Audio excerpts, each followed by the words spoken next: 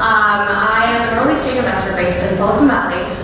Also been guest lecturing at Berkeley for a number of years. And today I'm really excited to have with us today Casscells, who is the co-CEO and also Chief Investment Officer at Aetos Capital. And previously she was the Chief Investment Officer at Stanford's Endowment Fund. And she was at Stanford at a really awesome time where she overlapped with lots of cool people as we were talking at backstage. So really excited to share a little bit more about her experiences with all of you. So with that, let's welcome Anne.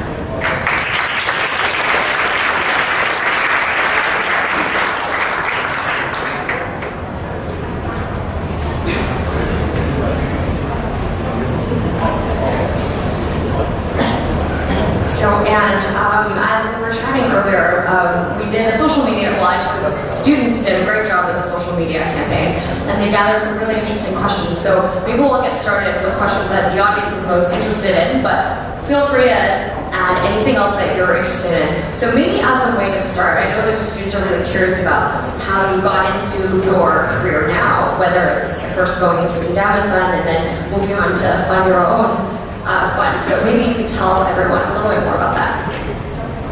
Okay, I'm happy to do that. And I'm going to start a little bit at the beginning because it just might be helpful. Sometimes you look at somebody at a certain point in their career and you think that it was a pretty straight line to get there and that they had all their steps planned along the way. And that is certainly sometimes true, and it is absolutely not true for me.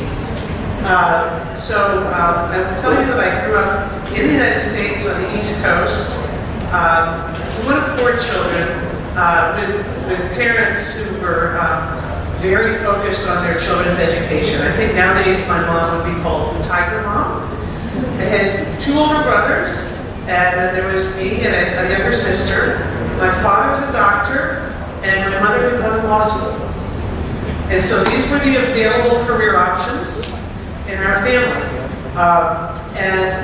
In general, the boys were expected to go to medical school, and my mother thought the girls should probably become lawyers.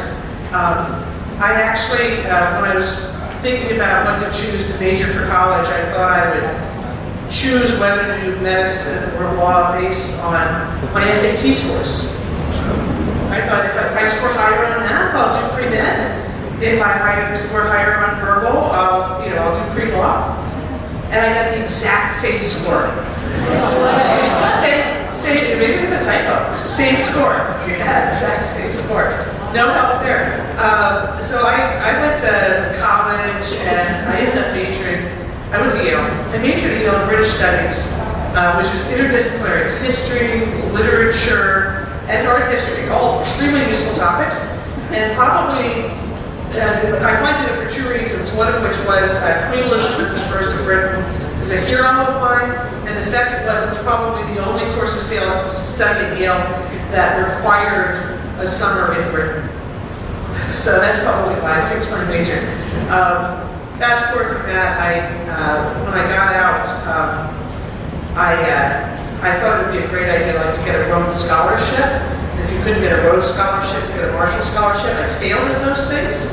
But I did succeed in getting a job at an investment bank where I promptly learned how little I knew about economics and things like that. So I took myself off to business school and I went to work in fixed income at Goldman Sachs for 10 years. And I did that because I was very good quantitatively, I was very fast at solving problems, and fixed income seemed like a place where that would be rewarded.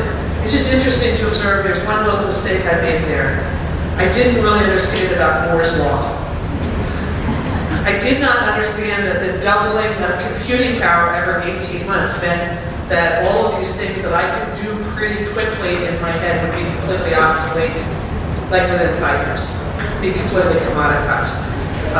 So fast forward after about 10 years, I was fixed income and did a career switch, and this is a point at which I had some really good advice. And somebody said, take this time to think about what what all of your interests are, not just what you've been told to do, or where the jobs are. And I thought I had an interest in asset allocation, giving investment advice. And that's actually what led me to Stanford, where I ended up working very, very hard and becoming the chief investment officer, relatively fast, in about 3 years. And I think the lesson I would take from that is that when you find your passion that you will naturally work very hard at, there's a good chance that that will lead to success. So I'm sorry that's a long-winded way of getting to that. That was great. I think you gave everyone a lot more background into how this came about. And I very much agree. I think oftentimes it's easy to look at titles or to look at headlines and think, well, that was straightforward. But there's a lot of stories in between, particularly in terms of your role at Stanford. That was one of the questions that we had a lot of interest in, where people really want to understand what kind of role you play in the innovation ecosystem. Because as you mentioned in your previous fixed income role, that wasn't as much tech-driven. But in your role at Stanford, which is known for innovation, how did you play a role in the overall ecosystem of innovation? Right. Well, so the years I was at Stanford were from 1996 to 2001. And let me just talk a little bit about what the world of technology was like around here and at Stanford at that time. The first real internet IPO was called Netscape in 1995. Followed not that long afterwards with Yahoo, I think in 1986 or 97. How many people think Yahoo is a cool company? Yeah, okay, look how I got that. Yahoo was the coolest company of its type in that day. So when I got to Stanford, we were very fortunate because we had a very high quality endowment. It was similar in quality to the endowments of Harvard or Yale. But a couple of pieces of secret sauce that we had were we had a wonderful venture capital portfolio that very far-seeing people had started in the 1980s. And so when things like the Yahoo IPO came along, we participated in that. Now, you might be asking yourself, now how many people know where David Philo and Jerry Yang, does anybody know where they went to school? They went to Stanford. They were graduate students. And, and let me just go back. I'm going to go back a little bit in time. Has anybody ever heard of a company called Cisco? Yeah. Okay. Does anybody know where the founders of Cisco were? Does anybody know who the founders of Cisco were and what they were doing when they invented a router? We were two professors from two different departments of Stanford, and there are a couple, I guess. I think it would be generous to call them two professors from Stanford. Lorraine ran the computing lab at the business school while I was there, so she would have been considered staff. And I don't know if her boyfriend was an assistant professor of computer science, but they were employees. The reason I tell this story is you might ask yourself when they invented the router and when they left. Did Stanford own a piece of that? I mean, they invented it while they were working at Stanford for Stanford equipment, with Stanford equipment. Stanford's paying their salaries, and the answer would be no. They walked out with that intellectual property, and Stanford owns none of it. Now, over the long run, the way the world works, people who worked at Cisco had very successful careers and been extremely generous to Stanford, and there is no ill will, believe me. But Yahoo, at the time that Jerry and David did Yahoo, I can't remember what arrangement they left with, but the arrangements hadn't really been codified.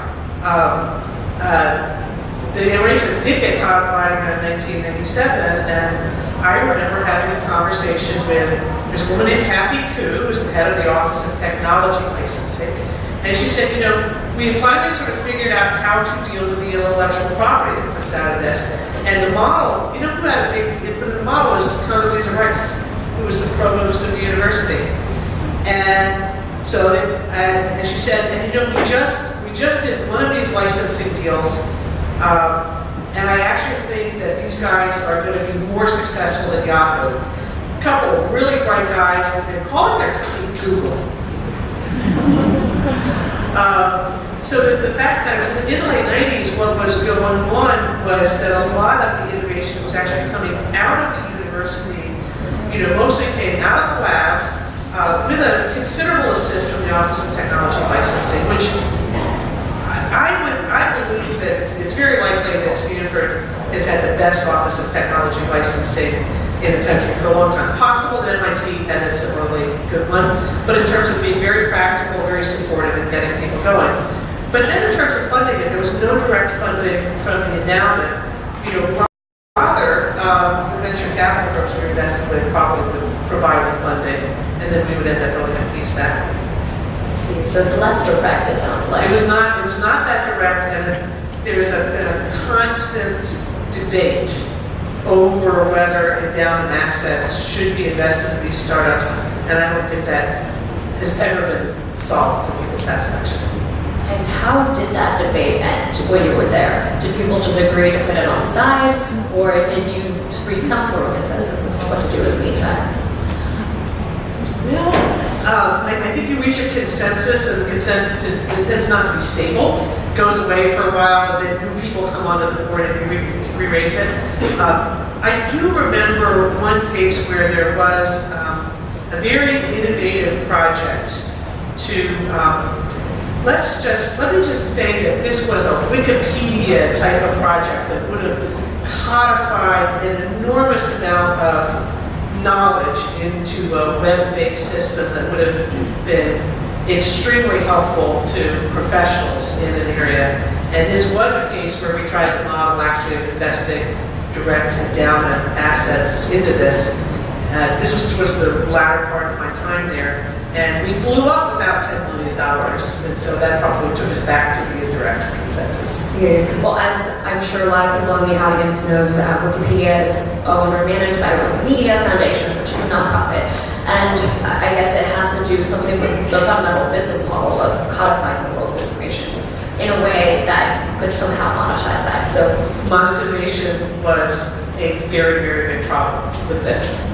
And actually, you mentioned the Office of Technology actually before we went on stage as well. Something that you mentioned that was really interesting was before Google, one of the pieces of licenses that made the most amount of money was actually a piece of license shared with Berkeley that kind of made Genentech possible and all of that. Could you share with us a little bit more about that?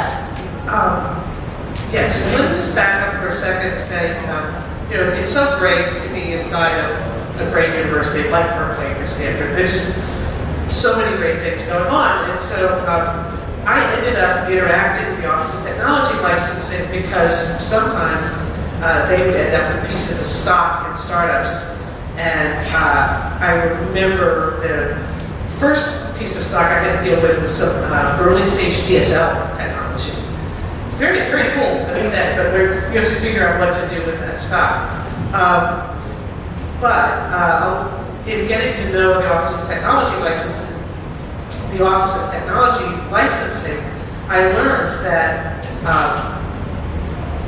this is in the mid to late 1990s. That was the most successful licensing deal they'd ever done. Was really very old. It probably dated to 1975 or 1978.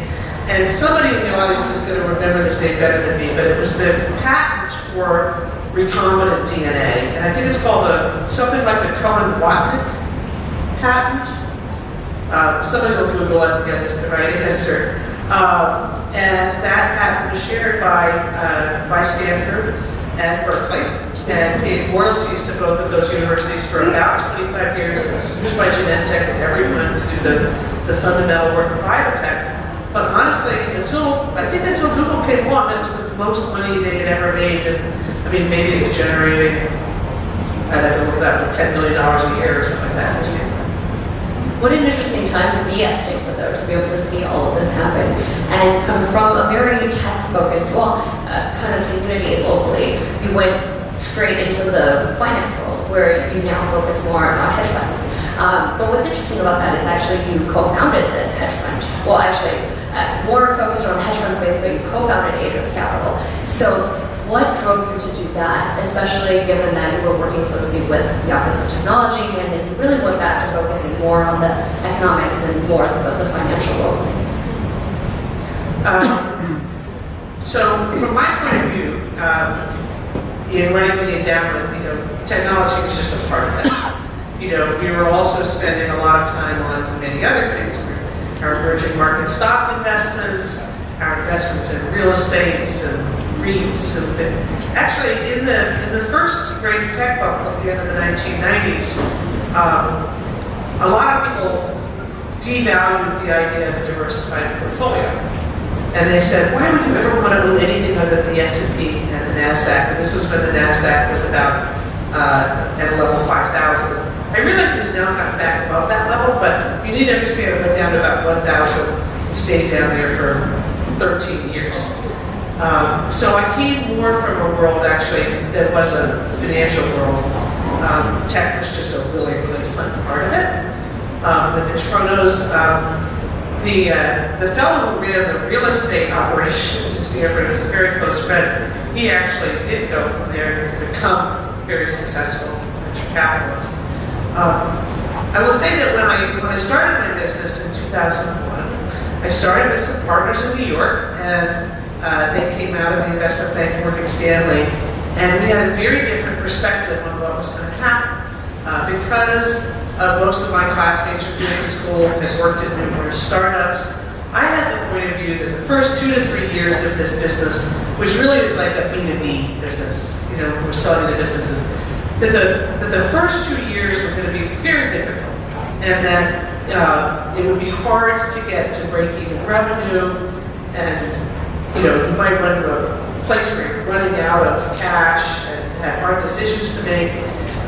You would probably spend time marketing to people who seemed interested in your product but really just want to steal your intellectual property.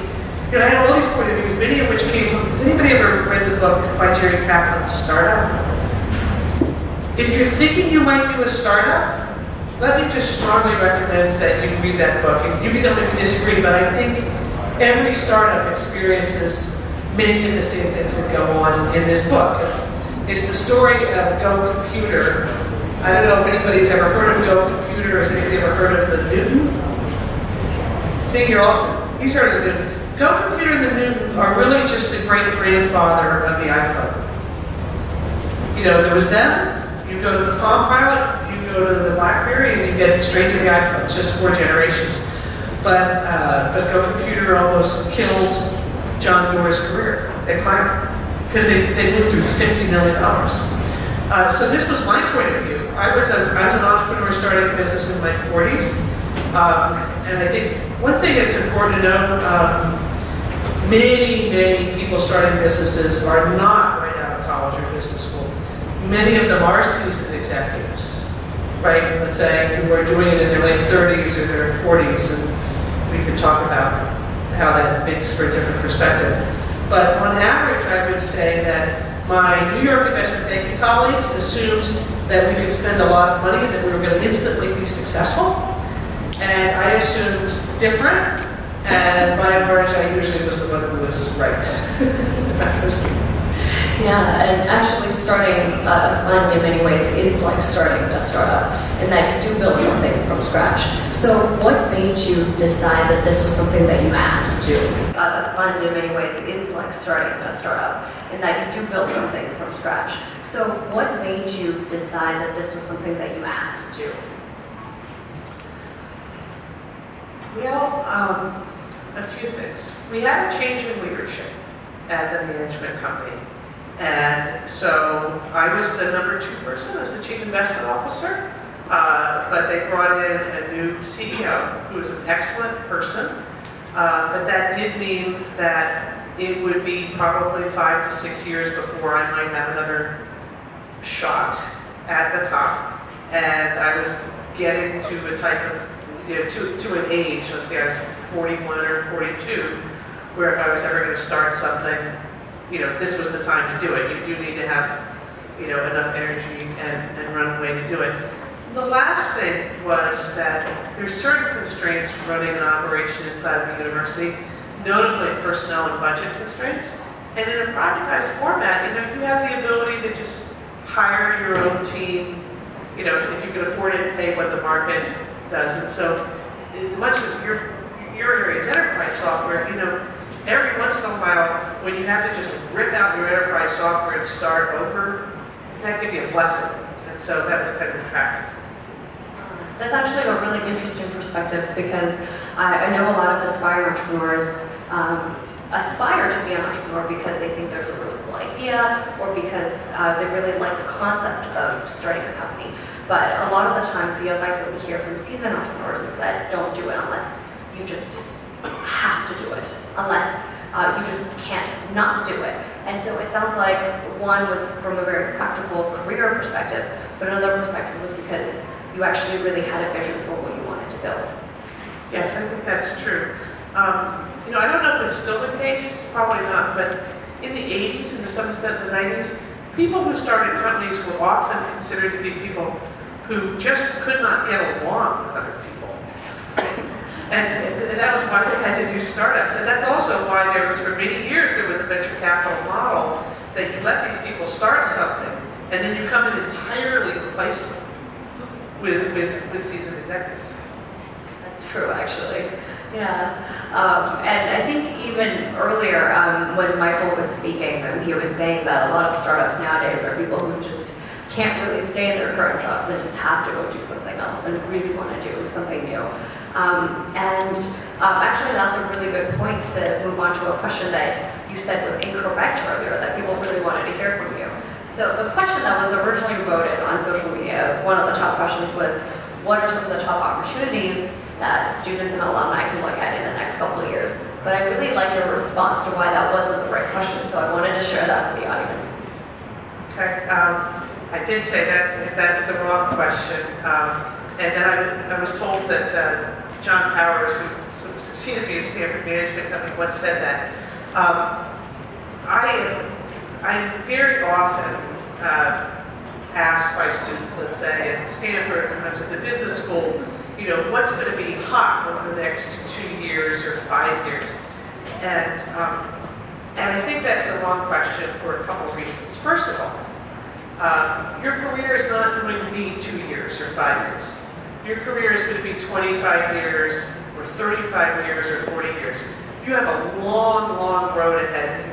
So if you want to know what's going to be hot, I think you should think about what's going to be hot over the next 25 years, not the next 2 to 5. And by the way, my quick answer to that would be, I think I was fortunate to be in a long time, I have been fortunate to be in a long time bull market for financial services and investment management. I think we have peaked. But the next 25 years, that becomes a smaller part of the economy.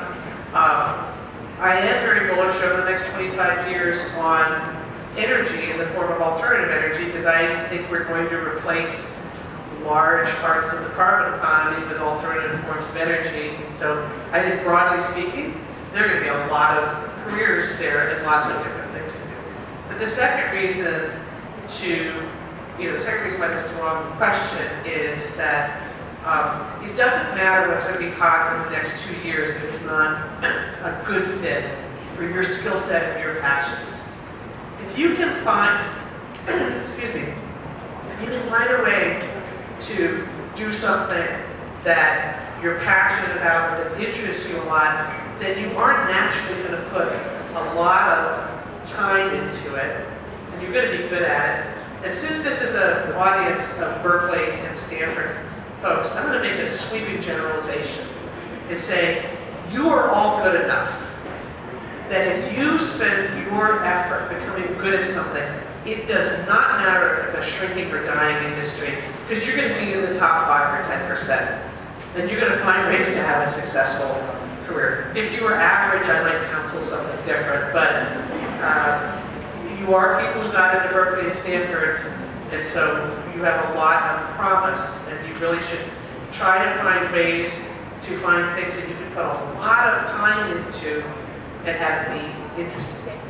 That's actually a great way to look at it. Absolutely. If you try hard enough, even if it is a dying industry and you're at the top, it still presents a lot of opportunities, even if it's for change. So I absolutely agree with that.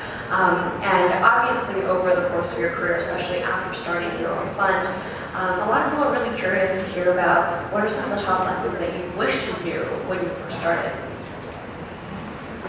What did I wish I knew when I first started? We just have 5 minutes. So, a quick thing would be that I did not know that in the vast majority of startups, the team you start out with is not the team that you will have 5 years down the road. You will lose almost all of them. And if you don't know that, then while that happens, it can feel like a disaster, but that's just very, very natural. Most startups, I think, at the end of the day, a couple of leaders, 1 or 2 leaders emerge, and you replenish the team. The other thing I didn't know then that I know now is that you should really just try to keep most people friends over the course of your career, because even these people that you jettison along the way are still going to be in your ecosystem and in your life, and if you can possibly stay friends with them, you should. That's a really great piece of advice. And actually, I read a piece of research that the National Venture Capital Association issued a while ago. I think they surveyed a lot of startups, and what they found was that 73% of startups fail because of a founder dispute or because they lose a founder. So I think that's true in any sort of new venture, whether it's in the startup world or not. And in terms of understanding your career over the long term, you talked a lot about how it's really important to think about your career over the next 40 years or a couple of decades, for example.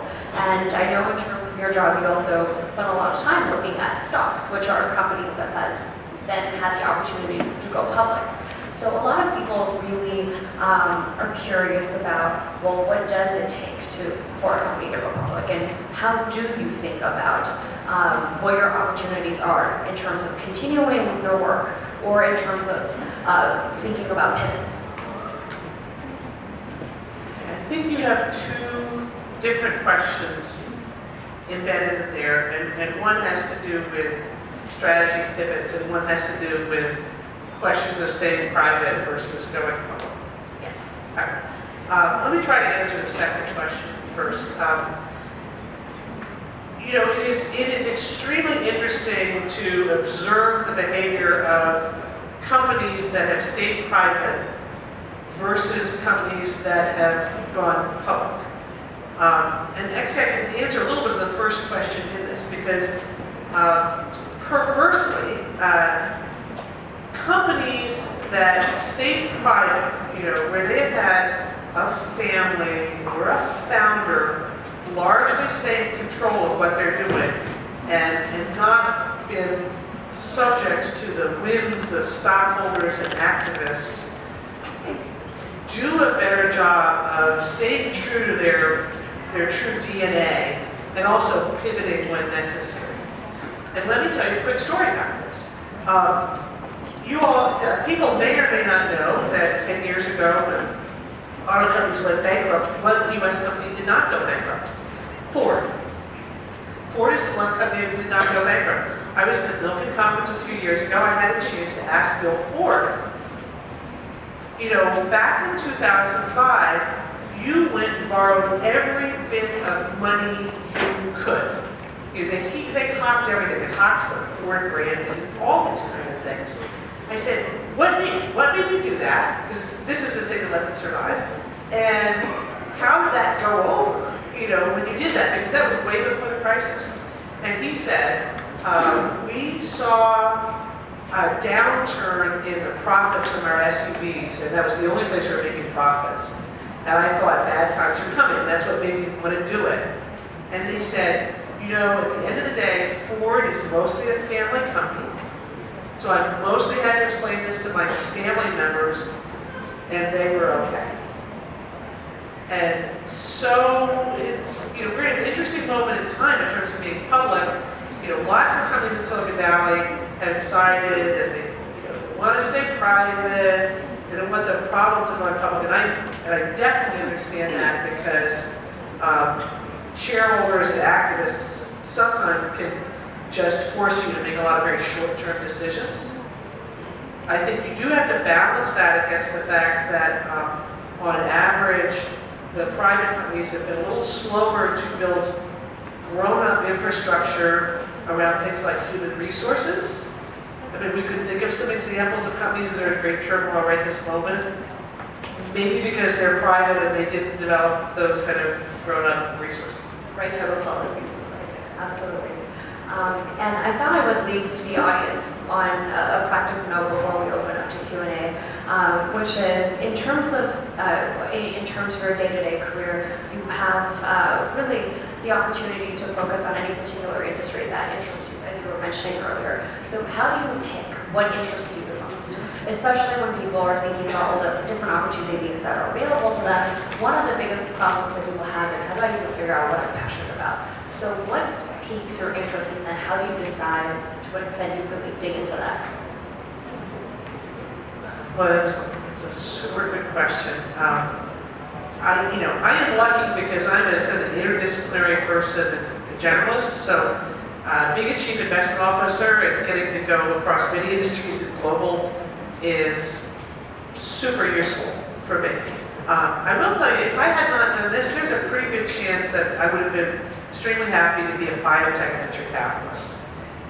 Even though it's very, very clear that if you want to do venture capital, it's better to do technology VC than biotech VC in terms of the economic returns, right? But I come from a doctor's family. I grew up around the table where we would, talk about medical things, and that's something I'm just naturally curious in. So I guess my answer is pay attention to what it is that you're doing when you don't have to be doing anything. And hopefully it's actually not just shoot 'em up video games. But if you find yourself naturally paying attention to a certain type of science or this or that, pay attention to that. That's a great note to end on. And with that, thank you so much for sharing. And I'd love to open up to Q&A. We have volunteers for passing around mics.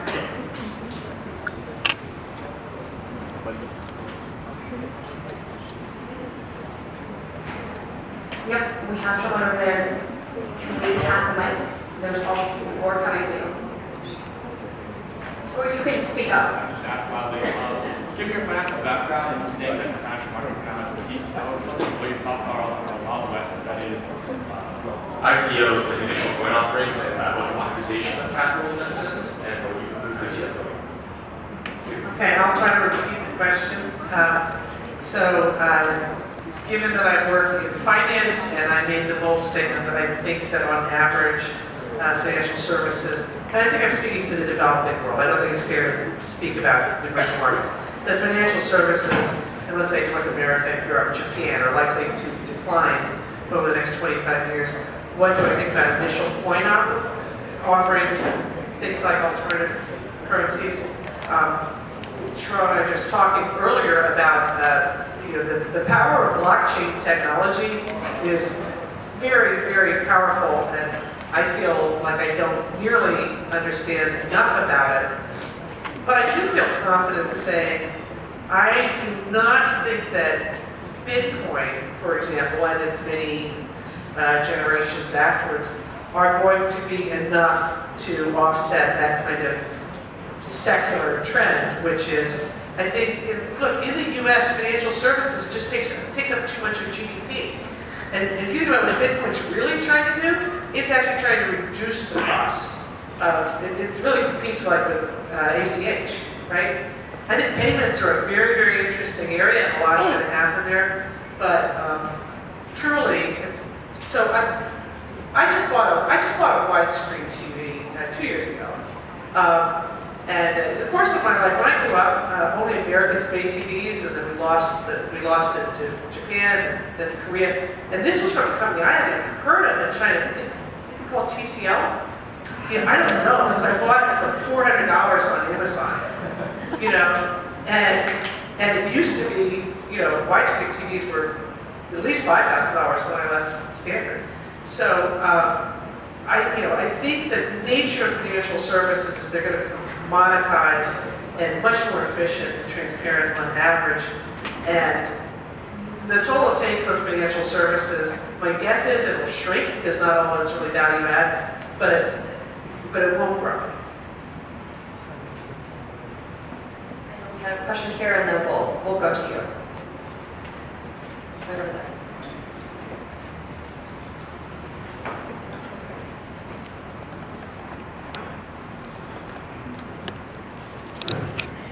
Thank you. Thank you for sharing your great experience.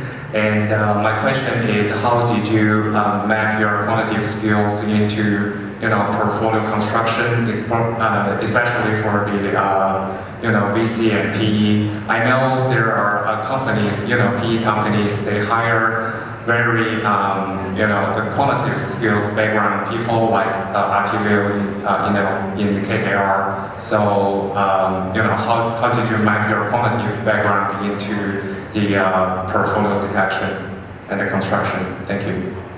Let me try to repeat that question and make sure I understand it well.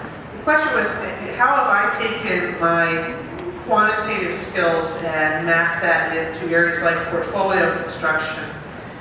And maybe layered onto that was a kind of a question about people out there who hire extremely quantitative people, let's say people with PhDs to do this type of work. Since I was an undergraduate liberal arts major, I took one accounting course and one macro course. Even though I'm a reasonably quantitative person, I'm not a super quantitative person. I never got beyond 1 year of calculus. There is a perverse benefit to this, which is that when I try to deal with very complicated problems, I often try to create extremely simple models of them. As a matter of fact, the one academic achievement I have is I wrote some papers on demographics some years ago, and the basis of those papers was imagining what would happen if we took about 20 people and put them on a desert island, and just trying to kind of make them deal with their intergenerational problems. And perversely, dealing with problems in the most simple way has turned out to be extremely useful. So in my experience over the years when we've hired people with PhDs to do things, they've often overcomplicated the problems. So in our firm, when we do things like asset allocation, we use relatively simple models. We literally have every investment person in the firm capable of running the models, and that way they understand the inputs and how much changes in the inputs can make to the output. The financial world has a lot of dirty data in it, and in general we only have one history of financial prices, and so it makes our data pretty dirty. We don't know what the alternative paths might have been. So very simple models on average have yielded more useful insights than building very, very complicated models that only a few people can operate. I really like that, actually, also the way you answer the ICO question, which is really going back to fundamentals. Because I think a lot of the times it's really easy for people to say buzzwords like AI or blockchain, and then it hides Big the data. Exactly. And it hides the fundamentals of what the business is actually doing. So I really like that. I know we had a question from over here. Who was it over here? Oh, okay. I can just shout. Mike's here. Thank you, Annie. I'm also Yeli, so I'm glad that you're here speaking. Follow-up, a little bit mentioned that you have the liberal arts background. Me too, and also I'm a product manager now at Aspiring Entrepreneur. So wondering, what can you advise people who have more liberal arts background but interested in technology entrepreneurship, how to utilize that background and skills and make kind of looking at the problems and build better products, and also what kind of financial skills would you advise people who want to build a company in the future to kind of acquire in the meantime? Thank you. A few questions there. I'll try to get to them. So the first question had to do a little bit with, liberal arts background. And the speaker said that she, like me, has an undergraduate degree from Yale. I had a really good time at Yale, and what I hope is Yale's greatest attribute is that it teaches people to do critical thinking. And whether they're doing that in art history or chemistry is the same skill set of being able to think your way through a problem. And if you were trained well in that, I think actually you can come to any new discipline and work your way through it. I like to refer this as being able to think your way out of a paper bag, which is, maybe it's a bad metaphor, but if you have good critical thinking skills, no matter where you've honed those, you can try to orient yourself at a problem and think your way through it, which tends to be much more productive than just saying, what formula can I apply to this situation? So that critical thinking skills, I think, are the most important.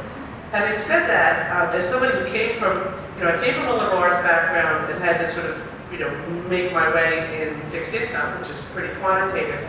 One does have to go do some re-education. There's nothing probably more offensive, let's say, in a startup company, like a technology startup company, than somebody who comes in, and let's say works in marketing or one of those things, who's got a liberal arts background, who doesn't bother to really educate themselves about the technology. It's just, it's just insulting. It just causes a kind of a real culture clash. And at the heart of most successful startups around here is some kind of fundamental technology or insight. You have to let that lead. And so those of us who come to work in that ecosystem, and we might work in finance or HR or marketing and come with other disciplines, we have to give it the respect of learning what it's really about. Maybe we'll take one last question. Do we have a question over there?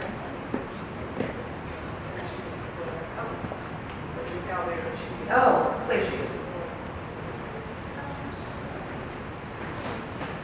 So since you work in the Stanford management before.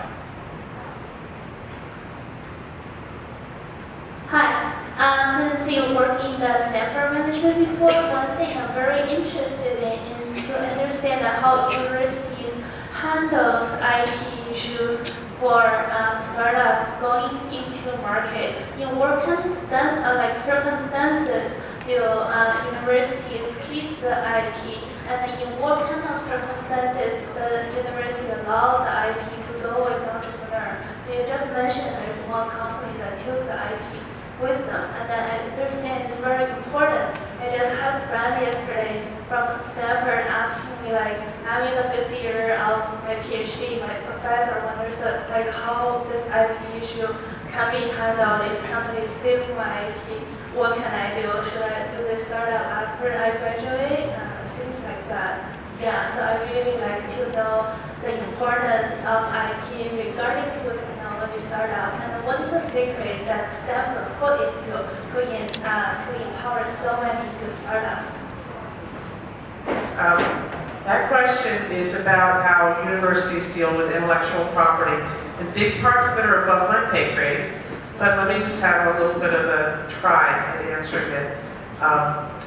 I think at a university like Stanford, I think it's true of other universities too, but let me use Stanford as an example. I think that the university is quite dedicated to trying to ensure that professors, graduate students, and perhaps other students who develop intellectual property have a good chance to license that and take it out of the university and do that in a very supportive way. So I think if somebody is getting to the point where they have developed some intellectual property, they should start to seek for the appropriate resources in the university.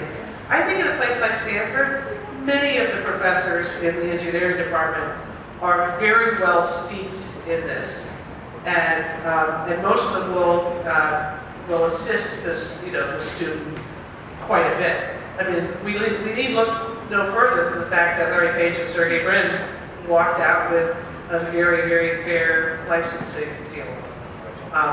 So I think that the first place to go would probably be the professor that you're working with on things, and that's a problem. One could go talk to the Office of Technology Licensing, and that's about as much as I understand about it. But thank you so much for sharing your insights today, Anne, because not only the fact that you're an alumni, but also the fact that you played an integral role in the ecosystem that the university is building. And you're very much an entrepreneur as well. So thank you so much for sharing your insights. We really appreciate it.